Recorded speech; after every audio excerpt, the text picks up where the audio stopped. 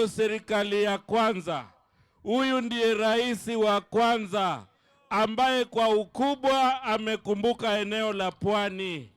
Amekumbuka eneo la Pwani kwa miradi. Miradi ile inafanyika katika Kenya, inafanyika ndani ya Ganze, ndani ya Kilifi, ndani ya Pwani. Katika serikali yake kuna zaidi ya wapwani 106 ambao amewateua katika mamlaka ya uongozi. Unaoenza kawenzi yuno? Unaoenza kawenzi? Ruto ni 2 terms, 2 term. Aendelee asiendelee? Alafu jambo lingine muhimu, sisi viongozi wa Pwani tulikuwa kidogo tunasumbuliwa na vyama vyetu vya kisiasa. Joho ODM damu, Mvurya UDA damu, Kingi pa damu.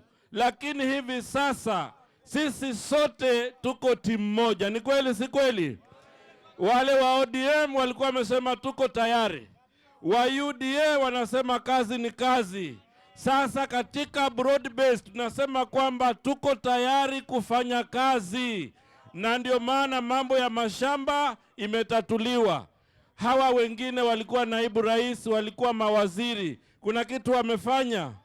Wasituletee vita vyao, wasituletee ukabila. Sisi kwa hii serikali ndio tuko salama. Hebu nione 2 term ya William Ruto. Aendelee asiendelee? Aendelee asiendelee? Karibu sana